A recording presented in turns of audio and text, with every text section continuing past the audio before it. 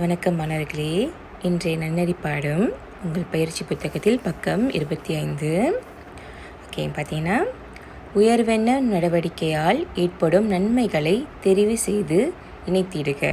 நீங்கள் பார்த்தீங்கன்னா, உங்களோட லெஃப்ட் ஹேண்ட் சைடில் ஒரு 5 படங்கள் இருக்குது. வலது பக்கத்தில் 5 நன்மைகள் இருக்குது. ஓகேவா? இப்போ இந்த படத்துக்கு ஏற்ப நன்மைகள் வந்துட்டு நீங்கள் தெரிவு செய்து எழுதணும். உதாரணத்துக்கு ஒன்றாவது பார்த்திங்கன்னா, அவங்க ஒற்றுமையாக உட்காந்து படிக்கிறாங்க. ஓகேவா? ஒன்றா உட்காந்து படிக்கிறப்போ நம்மளுக்கு என்ன நடக்கும்? ஸோ ஒற்றுமை வளரும். ஓகேவா? அதே போல் இரண்டாவது படம் பார்த்திங்கன்னா, எல்லா குடும்பத்தினர் அனைவரும் ஒரே நேரத்தில் உட்காந்து உணவு உட்கொள்கின்றனர். ஓகேவா? அப்போ என்ன நடக்கும்? குடும்ப உறவு நெருக்கமாகும். அதே போல் மீதி 3 படங்களுக்கு நீங்கள் சுயமாக பதிலளிப்பீங்கன்னு நம்புகிறேன் டீச்சர். ஓகேவா? அடுத்த பயிற்சி பக்கம் 26. உயர்வெண்ண செயல்களால் ஏற்படும் விளைவுகளை தெரிவு செய்து எழுதுக. குடும்பத்தில் உயர்வெண்ணம் கடைப்பிடித்தால் ஏற்படும் விளைவு. அடுத்து கடைப்பிடிக்காவிடில் ஏற்படும் விளைவு. ஒன்று நீங்கள் உயர்வெண்ணத்தை கடைப்பிடித்தால் என்னென்னலாம் நடக்கும்? பொதுவாக என்ன நடக்கும்? அன்பு மேலோங்கும், குடும்ப ஒற்றுமை வளரும், குடும்ப உறவுகள் நெருக்கமாகும். இதே நீங்கள் கடைப்பிடிக்கலைன்னா என்ன நடக்கும்?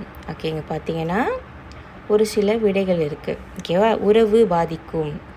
இதெல்லாம் நீங்கள் கடைப்பிடிக்காவிடில் ஏற்படும் விளைவுகள்.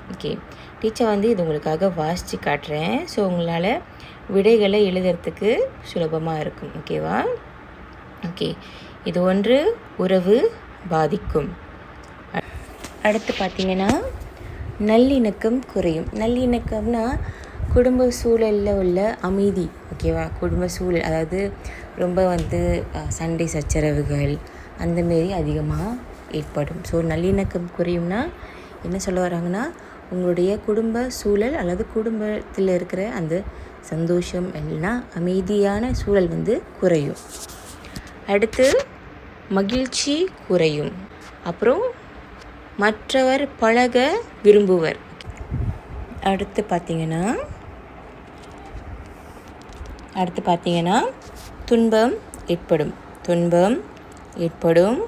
மகிழ்ச்சி கிட்டும், நல்லுறவு ஏற்படும், பாராட்டு கிடைக்கும், நம்மீது வெறுப்பு உண்டாகும், சுயமதிப்பு உயரும். ஓகேவா? ஸோ இதெல்லாம் தான் உங்களுடைய விடை.